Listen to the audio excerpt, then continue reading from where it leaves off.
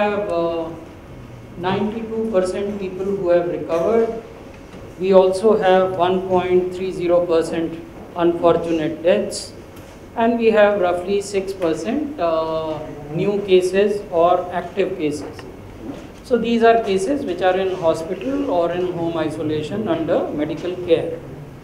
If we look at the top 10 districts which are contributing the maximum number of active cases, you will find that still there are 7 districts from Maharashtra, 1 from Karnataka, 1 from Chhattisgarh, 1 from Delhi. So Chhattisgarh is a new entrant in this list. The 7 districts of Maharashtra are Pune, Mumbai, Thane, Nagpur, Nasik, Aurangabad and Ahmednagar. 1 Karnataka district is Bengaluru urban, 1 Chhattisgarh district is Durg, and we have Delhi. However, even now, if we look globally in terms of either cases per million population or death per million population, India still remains the lowest or among the lowest. If you see here, you have countries like USA, which has more than 90,000 cases per million, France more than 70,000 cases per million, UK more than 64,000 cases per million, but India is with 9,000 odd cases per million. So among the larger population countries, we still remain amongst the lowest in terms of cases per million of population. If we look at deaths per million population, you will see that UK has more than 1800 deaths per million, USA has more than 1600, Mexico 1500, Brazil more than 1500, France more than 1400. India has 120 deaths per million, so in deaths also we remain amongst the lowest in the world.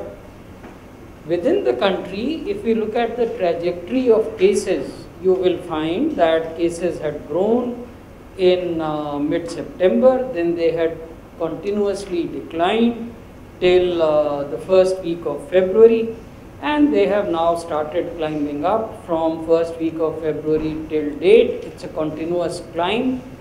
Yesterday, in the last 24 hours, the country reported more than 96,000 cases. Day before yesterday, the country had reported more than 1 lakh cases. So this is the trend.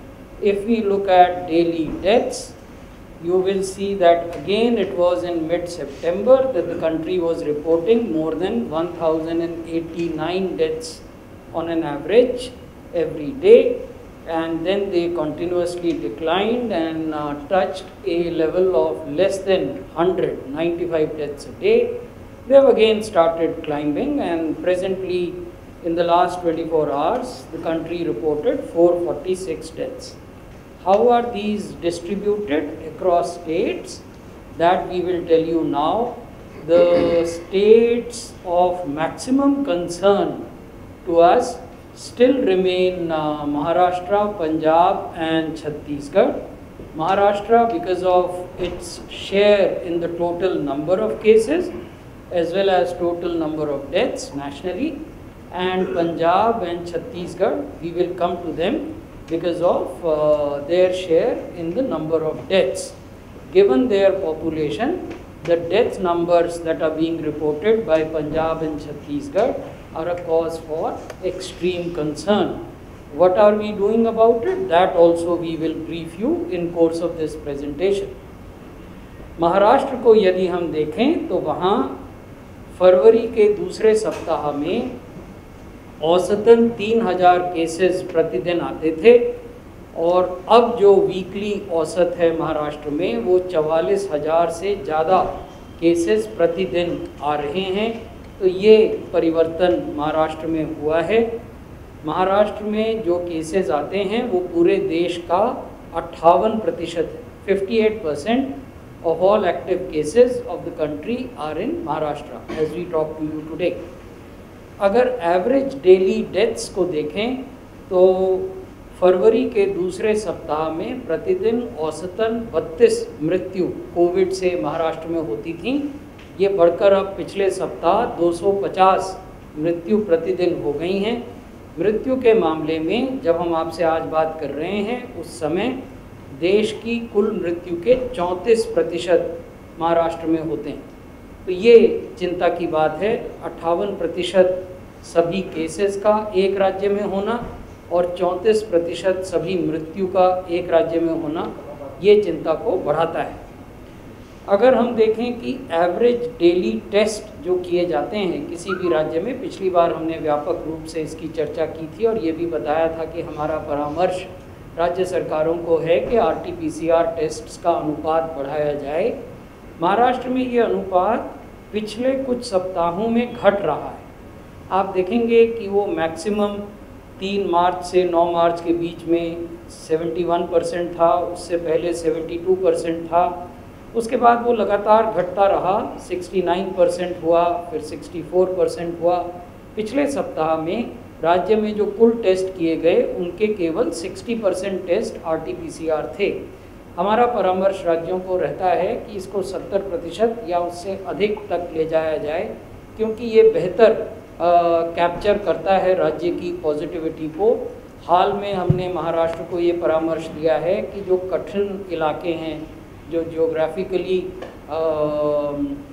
Difficult terrain है, वहाँ वो mobile testing labs का इस्तेमाल कर सकते हैं। इस कार्य में ICMR महाराष्ट्र शासन की मदद कर रहा है। अगर हम साप्ताहिक पॉजिटिविटी रेट्स को देखें तो ये घटकर 6% के लगभग हो गए थे फरवरी के प्रारंभ में महाराष्ट्र में, लेकिन अब ये लगातार बढ़ रहे हैं। 20% हुए, फिर 23% हुए और पिछले सप्ताह में 24% हुए। तो ये भी चिंता का विषय। ये दिखाता है कि ऐसे लोग जो कि इन्फेक्टेड हैं, जिनको हमें आइसोलेट करना चाहिए या तो घरों में या अस्पतालों में, संभवतः वहाँ हमें और अधिक कड़ाई से काम करने की आवश्यकता है। अब छत्तीसगढ़ की बात करते हैं। जैसा मैंने आपको बताया कि छत्तीसगढ़ मुख्य रूप से हमारे लिए चिंता का विषय इसलिए है कि छोटा राज्य है, आबादी भी कम है, उसके बावजूद देश के कुल कोविड केसेस का 6% और देश की कुल मृत्यु का 3% छत्तीसगढ़ से रिपोर्ट किया जा रहा है। जब पहला चरण इस इन्फेक्शन का हमने देश में देखा था, उस समय छत्तीसगढ़ की स्थिति इतनी चिंताजनक नहीं थी। ये फरवरी से जो हम दूसरा इन्फेक्शन देख रहे हैं पूरे देश में, उसमें छत्तीसगढ़ में न केवल इन्फेक्शन ज़्यादा हो रहे हैं बल्कि मृत्यु भी ज़्यादा हो रही है। औसत मृत्यु अगर देखें तो यहाँ प्रतिदिन 38 मृत्यु पिछले सप्ताह में दर्ज की गई और औसत केस देखें तो 4,900 से कुछ अधिक दर्ज किए गए। हमारी मंशा कोई कंपैरिजन करने की भी नहीं है, न तो किसी राज्य की ओर उंगली उठाने की है, क्योंकि ये एक जॉइंट कोलैबोरेटिव एक्सरसाइज है जिसमें भारत सरकार राज्य सरकारों के साथ मिलकर काम करती है। लेकिन चिंता तब होती है जब बड़ी आबादी के राज्य जो इनके अगल बगल में हैं, वहाँ न केवल औसत केसेस कम हैं बल्कि औसत मृत्यु भी कम है। RT-PCR का जो अनुपात है कुल टेस्ट में वो केवल 30% है और ये घटा है। ये 34% और 36% भी हुआ करता था इस राज्य में, लेकिन ये घटकर 30% हो गया है। हमने ये टेस्ट बढ़ाने के लिए अनुरोध किया है। वीकली पॉजिटिविटी रेट लगातार बढ़ रहे हैं और 16.71% हैं। अगर पंजाब को देखें तो देश भर के 3% केस पंजाब से आते हैं अभी आज की स्थिति में, और देश में जो मृत्यु कोविड से हो रही हैं उसकी लगभग 4.5% पंजाब में हो रही है। और जैसा मैंने छत्तीसगढ़ के लिए कहा, वैसे ही अगर पंजाब के अगल बगल के राज्यों से तुलना की जाए, दिल्ली से की जाए या हरियाणा से की जाए, तो न केवल एक्टिव केसेस के मामले में बल्कि मृत्यु के मामले में भी दिल्ली और हरियाणा के नंबर्स बहुत कम हैं पंजाब के तुलना में। तो एवरेज केसेस पंजाब में 2,790 से अधिक रिपोर्ट हो रहे हैं। एवरेज डेली डेथ्स अब 58 हो गई हैं बढ़कर। एवरेज डेली RT-PCR का शेयर 76% है, ये संतोष की बात है। यहाँ 70% से अधिक हमेशा RT-PCR टेस्ट रहे हैं। वीकली पॉजिटिविटी रेट लगभग 8.5% पर आकर ऐसा लगता है ठहर गई है, तो इसलिए टेस्ट्स की संख्या बढ़ाने की आवश्यकता है ताकि वीकली पॉजिटिविटी रेट को कम किया जा सके। अगर कर्नाटक को देखें तो यहाँ भी एवरेज डेली केसेस लगातार बढ़ रहे हैं। 399 केस हुआ करते थे, ये बढ़कर अब 4,376 हो गए हैं, यानी लगभग 4 गुना केसेस बढ़ गए हैं।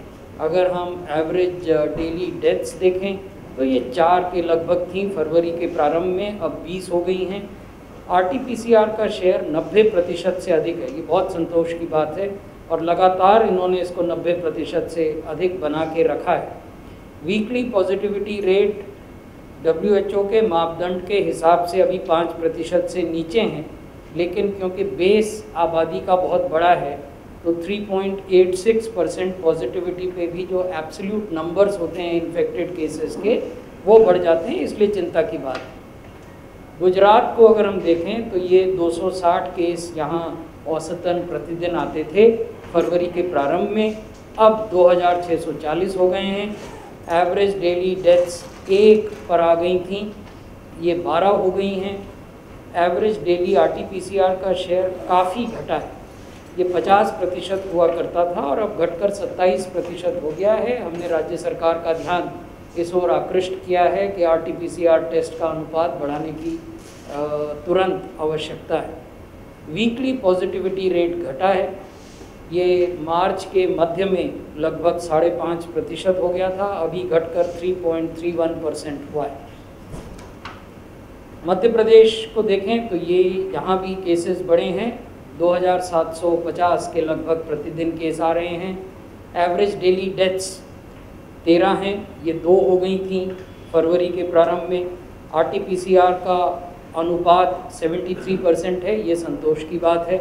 वीकली पॉजिटिविटी रेट लगातार बढ़ रहा है, 10% हो चुका है, तो ये चिंता को बढ़ाता है। तमिलनाडु में 3,104 केस औसतन अब आ रहे हैं और 15 मृत्यु के मामले औसतन आते हैं। RT-PCR टेस्ट यहाँ हमेशा 90% से अधिक रहे हैं। इनफैक्ट तमिलनाडु बहुत कम ऐसे राज्यों में देश के है जहाँ की 95 से लेकर 98% तक कुल टेस्ट का RT-PCR टेस्ट ही होते हैं। वीकली पॉजिटिविटी रेट इनका 4.17% है। दिल्ली की ओर अगर नज़र डालें तो दिल्ली में केसेस की संख्या लगातार घट रही थी। 132 प्रतिदिन औसतन केसेस आते थे फरवरी के प्रारंभ में, अब वो बढ़कर औसतन 2,907 हो गए हैं। हालांकि अनेक दिन ऐसे रहे हैं जबकि इससे भी ज़्यादा केसेस आए हैं, but since we are talking of averages therefore we are showing you this figure of 2,907.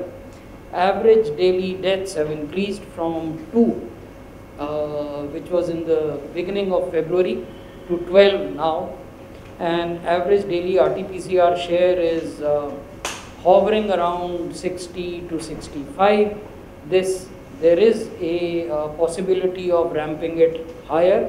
Weekly positivity rate, which had gone below 0.5%, has now steadily climbed up to 3.5%.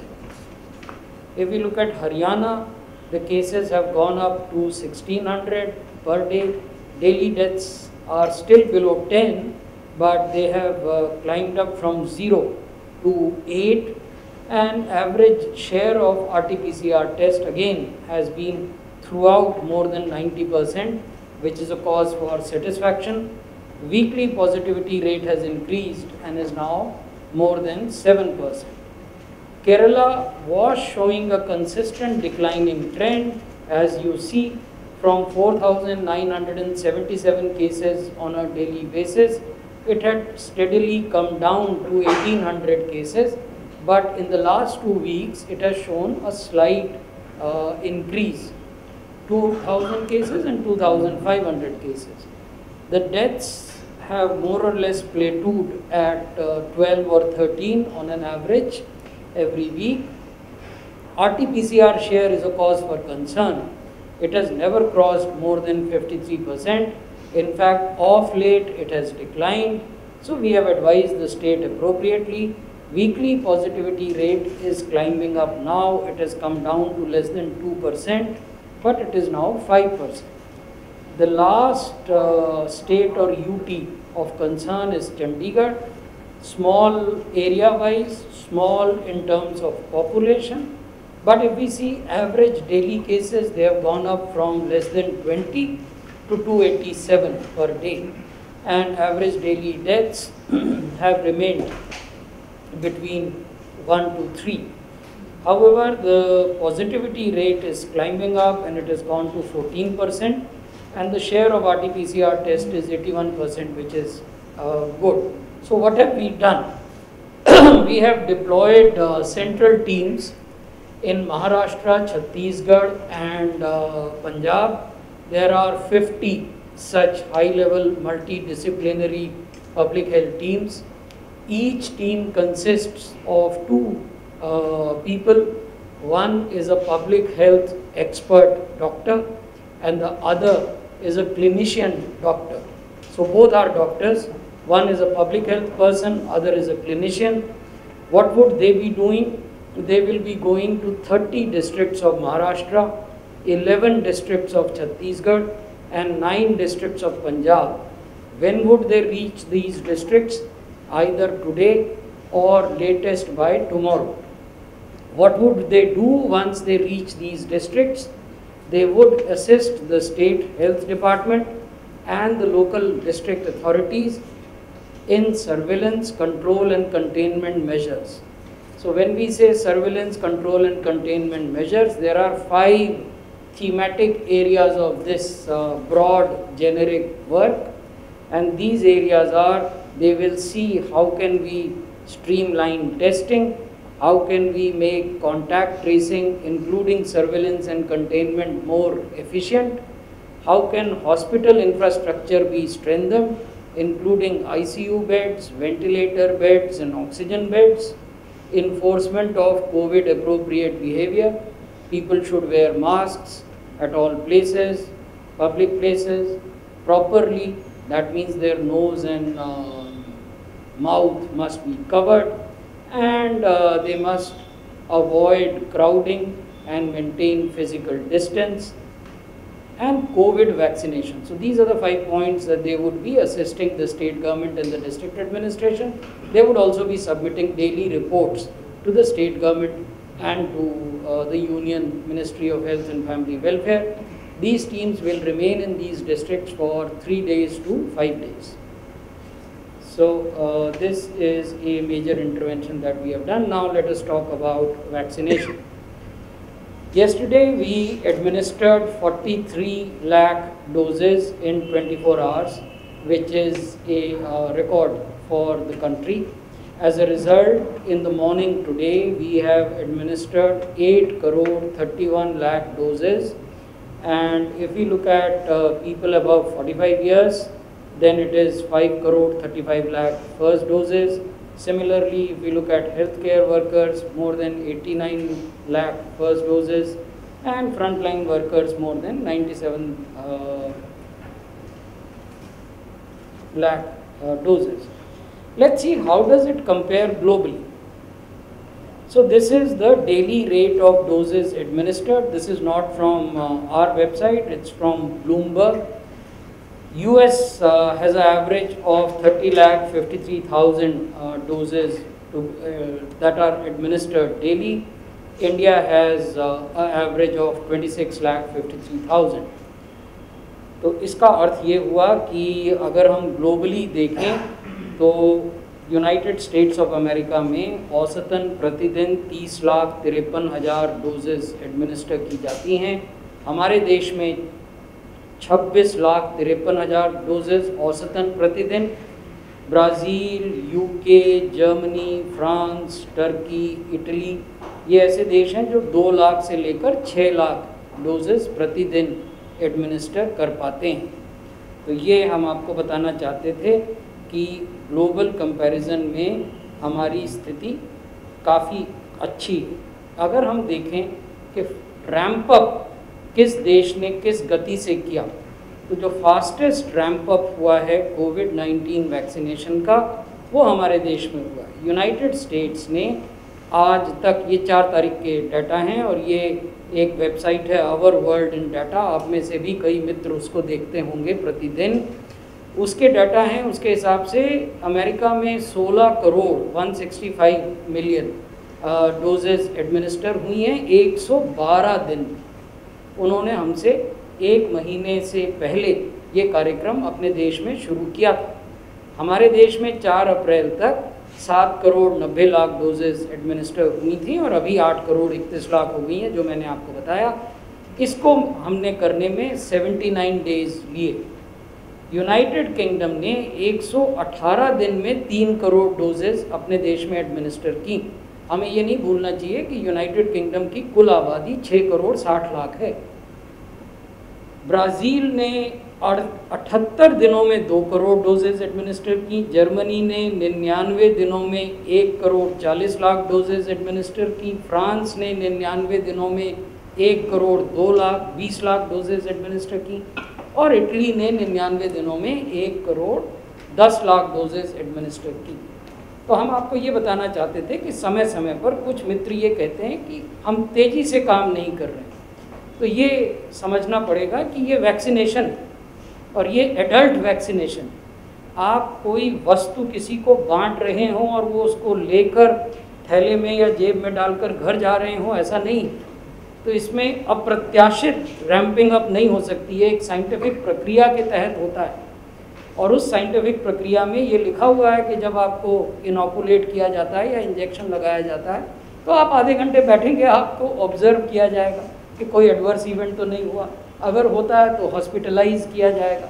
तो इस सब को ध्यान में रखते हुए जो साइंटिफिक रिगर है, जो साइंटिफिक डिसिप्लिन है, उसका पालन करते हुए आप कितनी तेज़ी से वैक्सीनेशन को बढ़ाते हैं, ये देखने की बात है। और ये हम आपके समक्ष निवेदन करना चाहते हैं कि 80 से कम दिनों में लगभग 8 करोड़ डोजेज़ हमने अपने देश में एडमिनिस्टर की और ये राज्य सरकारों और भारत सरकार के बहुत नज़दीकी सहयोग से संभव हो पाया। और ये अपने आप में एक मिसाल। एक और नैरेटिव चलता है, अधिकांश मित्र उस बारे में विमर्श भी करते हैं, वो ये है कि आखिर हम वैक्सीनेशन को सबके लिए क्यों नहीं खोलते, क्यों नहीं हर बालिग आदमी को टीका लगा दिया जाता। मैं आपको ये बताना चाहता हूँ कि विश्व में क्या हो रहा है। उन लोगों ने भी बहुत विमर्श किया है, उन्होंने भी सोचा समझा है, उन्होंने भी विज्ञान को देखा है।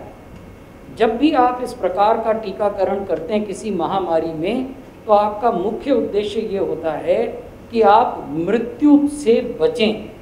हमने आपको दिखाया कि अन्य पाश्चात्य देशों में, in the western countries, more developed countries, the number of death is significantly higher than India. So the basic aim is to reduce death through vaccination. What is the other aim?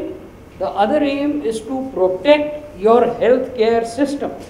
अगर आपके doctor ही ग्रसित हो गए बीमारी से, आपके nurses ग्रसित हो गई, आपके पैरामेडिकल कर्मी ग्रसित हो गए, तो आपके अस्पताल में काम कौन करेगा, वो चलेंगे कैसे? तो यही 2 उद्देश्य हैं, चाहे भारत हो, अमेरिका हो, यूके हो, कनाडा हो, कोई देश हो। इसके अलावा कोई उद्देश्य और नहीं हो सकता। जो सबसे वल्नरेबल हैं उनको आप कैसे बचाएं और अपनी स्वास्थ्य व्यवस्था को कैसे सुरक्षित रखें। उद्देश्य कभी ये नहीं होता कि जिसको चाहत है उसको टीका दिया जाए। उद्देश्य हमेशा ये होता है जिसको ज़रूरत है उसको टीका दिया जाए।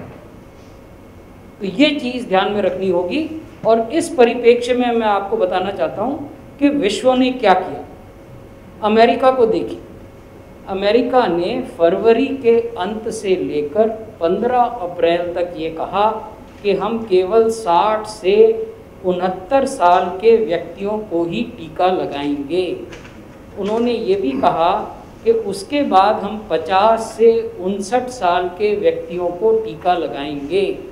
फिर उन्होंने ये कहा कि हम 16 से 64 बरस के उन लोगों को टीका लगाएंगे जिनकी स्वास्थ्य की कंडीशन ठीक नहीं है, यानी कोमॉर्बिड है। या ऐसे एल्डरली और डिसेबल्ड को लगाएंगे जिनके पास आमदनी का कोई जरिया नहीं। तो अमेरिका ने आज भी वैक्सीनेशन सबके लिए खोल दिया हो, ये तथ्य नहीं है। ये यूके की बात थी, सॉरी, ये यूनाइटेड किंगडम ने। अमेरिका ने क्या किया? अमेरिका ने कहा कि जो फ्रंट लाइन एसेंशियल वर्कर्स हैं, जो हमारे देश ने कहा कि हम उनको टीका लगाएंगे। फिर उन्होंने कहा कि जो 75 बरस और उससे ज़्यादा आयु के लोग हैं, हम उनको टीका लगाएंगे। फिर हम अगले फेज़ में जाएंगे, फेज़ 1C, उसमें हम 65 बरस से 74 बरस के लोगों को टीका लगाएंगे। ये अमेरिका ने कहा, ये अभी चल रहा है वहाँ उनके देश में। फ्रांस ने क्या कहा? फ्रांस ने कहा कि 50 साल से ऊपर के उन्हीं लोगों को लगाएंगे जो एट रिस्क हैं।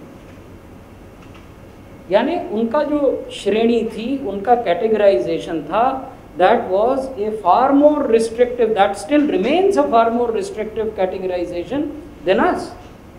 उन्होंने ये भी कहा कि जो 60 साल से ऊपर के हैं उन्हें बिना किसी रिस्ट्रिक्शन के लगाएंगे, और ऐसे अध्यापकों को लगाएंगे जो कहें कि मुझे लगा दो। स्वीडन ने ये कहा कि 65 साल और उससे ऊपर के ही लोगों को लगाएंगे। आज भी स्वीडन में 65 साल से नीचे के लोगों को टीका नहीं लगता है। ऑस्ट्रेलिया ने कहा कि 70 साल और उससे ऊपर के लोगों को लगाएंगे, और ऐसे हेल्थ केयर वर्कर्स को लगाएंगे जिनको हम पहले नहीं लगा पाए। एबोरिजिनल लोग, जो उनके पुराने बाशिंदे हैं ऑस्ट्रेलिया के, उनको लगाएंगे। टोरेस स्ट्रेट आइलैंडर्स, वो जो जैसे हमारे यहाँ अंडमान निकोबार है या अन्य द्वीप समूह हैं, उनके यहाँ भी ऐसे द्वीप समूह हैं, वहाँ भी कुछ आदिवासी जन रहते हैं। तो उन्होंने कहा कि उन लोगों को लगाएंगे, और वो भी वैसे ही आदिवासी लोगों को जो 55 बरस से ऊपर के हों। फिर कहा एडल्ट्स विद सीवियर डिसेबिलिटी को लगाएंगे, या उनको अंडरलाइन मेडिकल कंडीशन हो उन्हें लगाएंगे। क्रिटिकल और हाई रिस्क वर्कर्स को लगाएंगे, जैसे डिफेंस, पुलिस, फायर, वो हमने भी कहा है और हमने अपने देश में लगाया भी है, फ्रंट लाइन वर्कर्स। तो ये मैंने आपको बड़े देशों के उदाहरण दिए।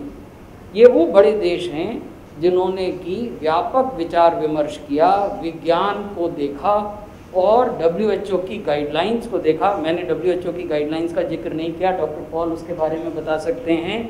तो उसके बाद उन्होंने ये निर्णय लिया। किसी देश ने बिना योजनाबद्ध तरीके के, बिना विज्ञान के एविडेंस के जोश में ये नहीं कहा कि हम 18 साल से ऊपर के सब लोगों को लगा देंगे। तो ये महत्वपूर्ण बात है, हम आपको बताना चाहते थे। अब देश में जो वैक्सीनेशन हो रहा है उसमें कुछ राज्य हैं जो बहुत अच्छा काम कर रहे हैं, तो इसलिए ये बात भी हम आपके सामने लाना चाहते थे। तो अच्छा काम महाराष्ट्र में भी हो रहा है। वहाँ 81 लाख से ज़्यादा लोगों को पहली डोज एडमिनिस्टर की जा चुकी हैं, 8 लाख से ज़्यादा लोगों को दूसरी डोज भी एडमिनिस्टर की जा चुकी है। अच्छा काम गुजरात में हो रहा है, वहाँ 76 लाख से ज़्यादा लोगों को पहली डोज दी जा चुकी हैं, 8,71,000 को दूसरी डोज दी जा चुकी है। राजस्थान में 72,99,000 लोगों को पहली डोज दी जा चुकी है। उत्तर प्रदेश में 71,98,000, ऑलमोस्ट 72 लाख लोगों को पहली डोज। वेस्ट बंगाल में 65 लाख लोगों को पहली डोज।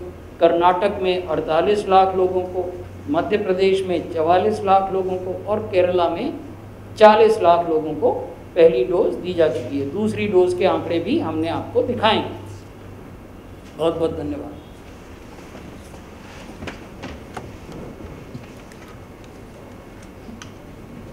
धन्यवाद। आज जब हम इस प्रेस कॉन्फ्रेंस में मिले हैं तो 2-3 चीज़ें इम्पॉर्टेंट इमर्ज हुई हैं। पहली है कि पैंडेमिक का प्रभाव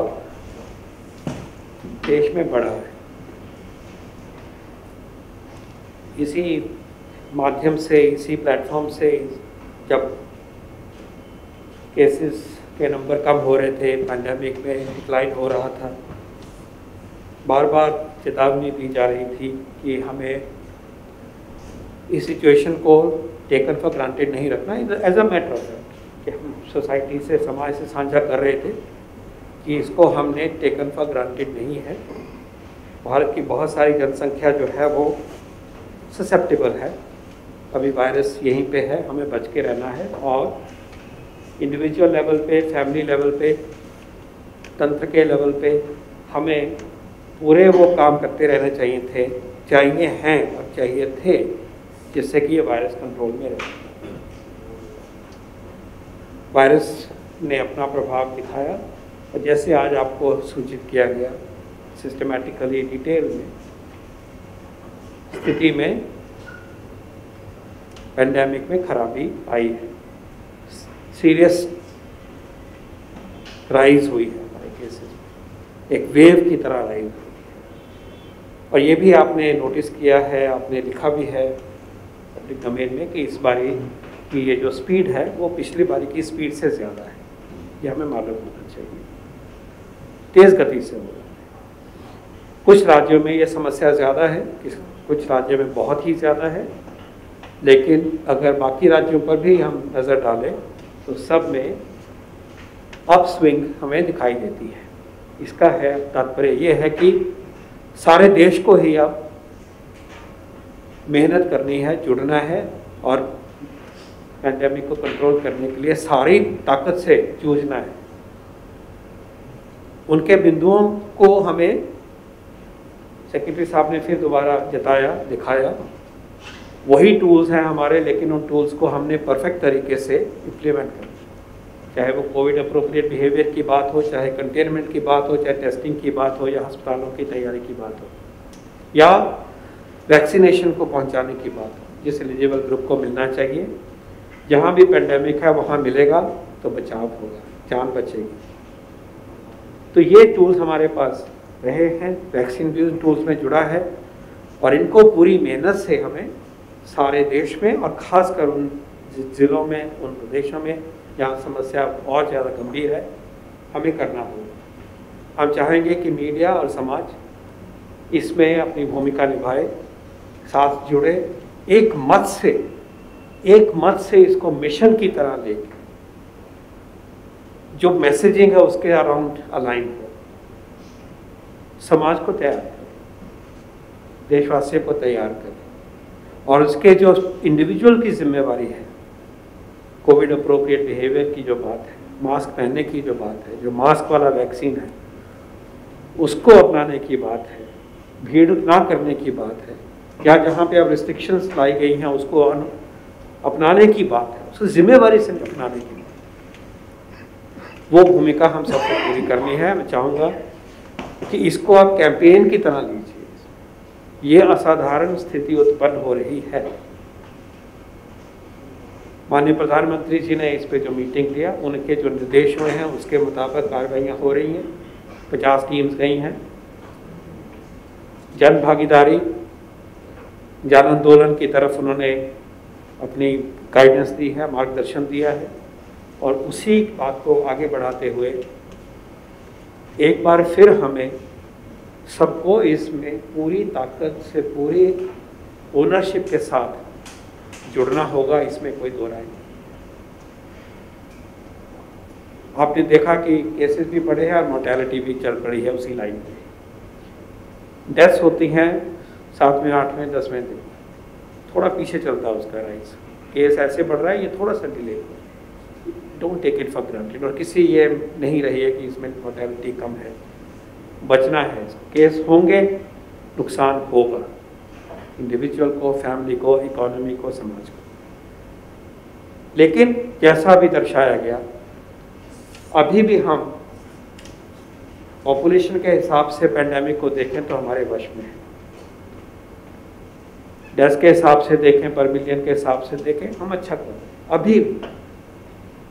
तो उसी रिकॉर्ड को, उसी रिपोर्ट कार्ड को हमने बचा के रखना है। ऐसा ना हो कि ये रिपोर्ट कार्ड लंबा हो जाए, हमारे व्यापार हमारे नाम की जो है वो दिखनी शुरू हो जाए। ये देश ने जो अपनी प्रतिष्ठा बनाई है, हम इसको कंट्रोल कर सकते हैं, ये हमारे वश में है। ये तो पहला पॉइंट है हम सब की तरफ से।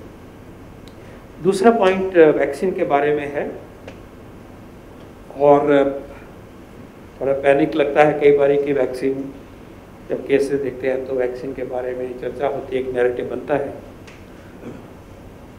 और ख़ासकर एक जो नैरेटिव है कि सबको वैक्सीन मिलना चाहिए, सबको उपलब्ध करना चाहिए, उसकी चर्चा सेक्रेटरी साहब ने कही है, उसमें मैं 1 मिनट में आता हूँ। लेकिन आज मैं चाहूँगा कि आप सब इस चीज़ को सेलिब्रेट करें कि हमने 4.3 मिलियन डोसेज एडमिनिस्टर किए हैं 24 घंटे में, 43 लाख। ये आंकड़ा हमने आपसे भी कभी नहीं सुना कि इसको करके दिखाया गया, और अभी और भी गति बढ़ेगी। ये भी हमने आपको एश्योर किया था कि जैसे जैसे समूह बढ़ेगा, व्यवस्था को अपनी तेज़ी लाई जाएगी, और पिछली बार आपको दर्शाया गया कि सेटिस्फैक्शन लेवल जो है बेनिफिशरीज का वो 97%, उसको साथ रखते हुए इस लेवल की परफॉर्मेंस देश ने जो की है इसको भी सेलिब्रेट करना चाहिए, इसके ऊपर भी हमें गर्व होना चाहिए, इसको अंडरमाइन मत करिए। बाकी नैरेटिव ठीक है और वो होंगे, लेकिन जो इतनी बड़ी अचीवमेंट है, और सर ने ये भी बताया कि डेली स्पीड का जो रिकॉर्ड है, अभी हमारा 26 लाख वाली स्पीड एवरेज की बात करी है। एक देश है जिसके पास और थोड़े जरिया है, हमसे पहले शुरू हुआ है, उसमें मोमेंटम और तरह का है, उसको भी पार करेंगे। ये सिर्फ टाइम की बात है, ये बता सकते हैं। देश का, दुनिया का सबसे बड़ा वैक्सीनेशन प्रोग्राम है इस प्लैनेट पे एवर, और ये सिद्ध किया जाएगा। इतनी गति और इतनी ऊर्जा और इतनी ताकत और इतनी सोच और जन भागीदारी है कि ये आपके सामने आएगा। इस एक बिंदु पे जो सेक्रेटरी साहब ने अच्छी तरह से इलैबोरेट करके हमें समझाया कि खोलना जो है हर व्यक्ति को देना है, इस नैरेटिव को एक साइंटिफिक तरीके से प्लीज आप देखिए। हम उस दौर से गुजर रहे हैं जिसमें कि वैक्सीन इतनी तेज गति से डेवलप हुआ, हमारे देश में वैक्सीन प्रोडक्शन इतनी मात्रा में, हम बहुत लकी हैं, इस सप्लाई में इस तरह से चल पड़ा है। लेकिन इसको, उस नैरेटिव को हमें ट्रिवियलाइज नहीं करना चाहिए। सबसे पहले तो मैं ये कहना चाहूँगा, डॉक्टर भार्गव यहाँ बैठे हुए, कि अभी तक किसी ने वैक्सीन की रिसर्च ने ये नहीं दर्शाया कि इतने स्केल पे जब वैक्सीन देते हैं तो क्या हर्ड इम्यूनिटी आ जाती है, और वो होता है कि नहीं होता, ये भी अभी इंतजार करिए। क्योंकि हर्ड इम्यूनिटी के डायनेमिक सिर्फ लगने से नहीं होते, अंदर क्या बनता है वो है, वायरस की फितरत पे है। हमने यहाँ से ये भी शेयर किया था कि 80% को इन्फेक्शन हो जाती है, फिर भी चलता रहता है। तो मैं मुद्दा ये कहना चाहता हूँ कि क्या ये साइंटिफिकली प्रूवन है कि इतने जोरों से दो तो पैंडेमिक होती है? The answer is wait, not yet sorted out. जो पता है वो ये पता है कि सारे ही वैक्सीन जो आज दिए जा रहे हैं दुनिया में, including our 2 great vaccine, mortality को कम करते हैं, सीवियर डिजीज को कम करते हैं, प्रोटेक्ट करते, लाइव्स को प्रोटेक्ट करते हैं। तो उसी प्रायोरिटी को आगे करके प्रायोरिटाइजेशन करी गई है उस सिचुएशन में, जबकि वैक्सीन प्रोडक्शन बढ़ रही है, वैक्सीन के साथ जुड़ना है, अडल्ट्स को वैक्सीन पहुंचाना है।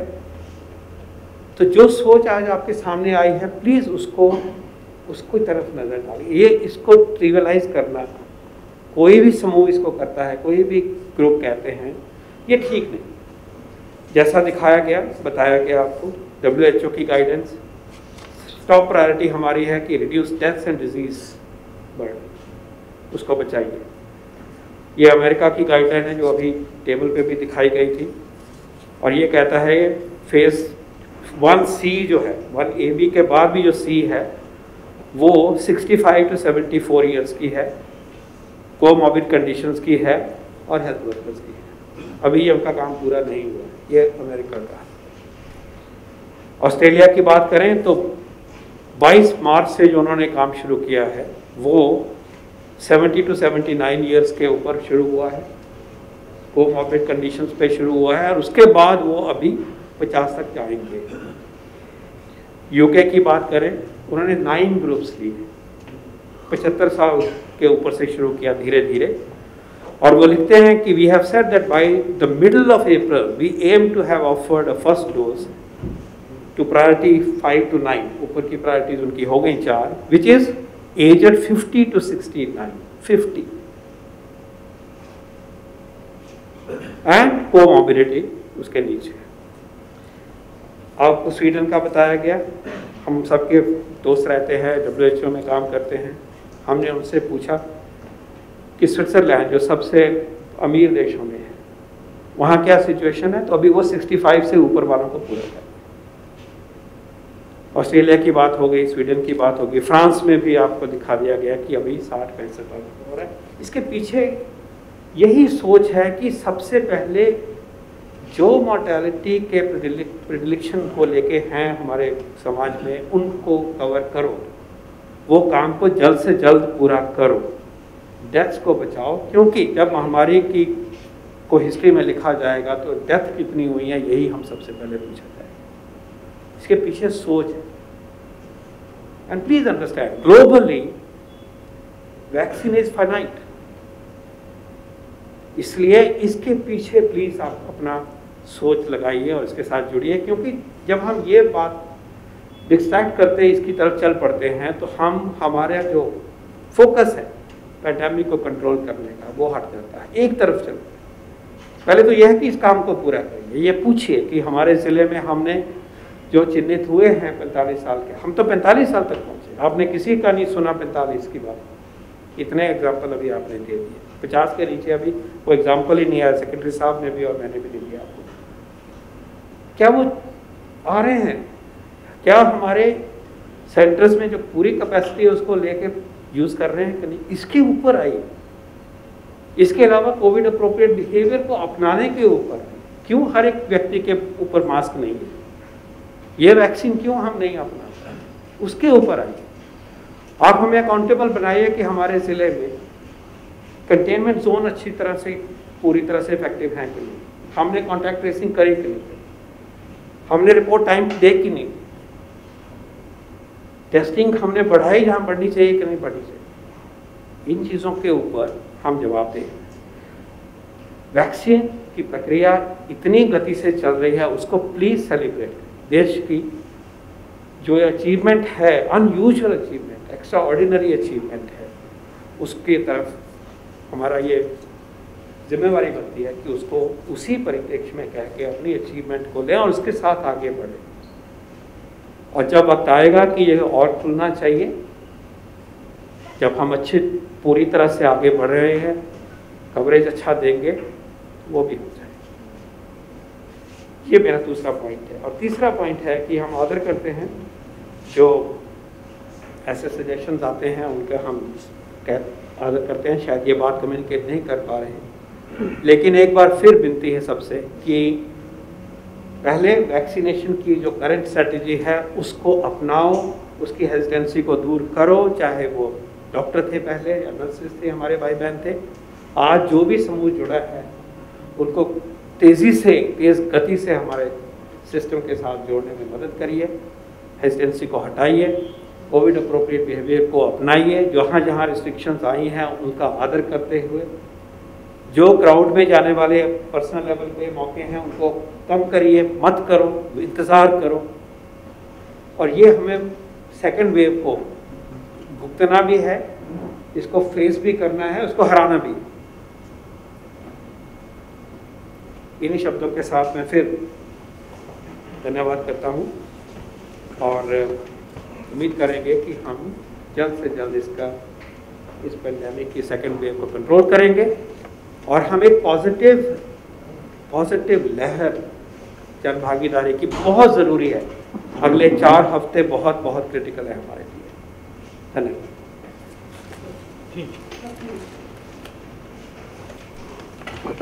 Timsi Jaipuria from CNBC TV 18. Sir, I have 2 questions. Firstly, what is the current stockpile and how much is the government likely to procure in terms of vaccines from both Bharat Biotech and Serum Institute? Secondly, shouldn't states be given some flexibility on whom they decide to vaccinate first, depending upon each and every state, because the situation is very different state-wise. As you rightly emphasize that top 10 states and districts are behaving in a different manner as compared to the entire country. I entirely agree with you. Suppose you were district magistrate in a district which was reporting exceptionally high number of cases from 2 blocks and relatively low number of cases in remaining 8 blocks, assuming that your district had 10 blocks. So where would you concentrate your vaccination effort? In those 2 blocks which are showing higher numbers. That is the flexibility that we have already given to the states. In fact, the union government has proactively advised the states formally, communicating to them that these are the geographies within the state which are reporting higher numbers and higher deaths. Therefore, rather than spreading your vaccine doses thin across the state, you would want to concentrate in these districts. So there I entirely agree. So what about the procurement of vaccine and the... That we will share with you. Sir मेरा नाम रवि सिंह है, news 18 India से। मेरा सवाल है कि क्या निजी कंपनियों को भी छूट दी जाएगी कि वो अपने एम्प्लॉयज़ को वैक्सीन लगा सके? आज भी निजी कंपनियों के एम्प्लॉयज़ वैक्सीन लगवा रहे हैं। देश भर में लगभग 44,000 के बराबर की संख्या है कोविड वैक्सीनेशन सेंटर्स की, जो एक दिन में काम करते हैं। इसमें 5,000 से 6,000 प्राइवेट सेंटर काम करते हैं और वहाँ हर तरीके के लोग जाते हैं। अनेक कंपनियाँ हैं जिन्होंने ये घोषणा की है कि अगर हमारे एम्प्लॉयज़ किसी भी प्राइवेट सेंटर पर जाकर वैक्सीन लगाते हैं और 250 रुपये का चार्ज, जो कि पूरे देश में एक समान निर्धारित किया गया है, उसको वहन करते हैं, तो कंपनी उसको रीइंबर्स करेगी। ये तो आप ही लोग रिपोर्ट करते हैं, मैंने तो आप ही के अखबार में इस प्रकार की खबरें पढ़ी।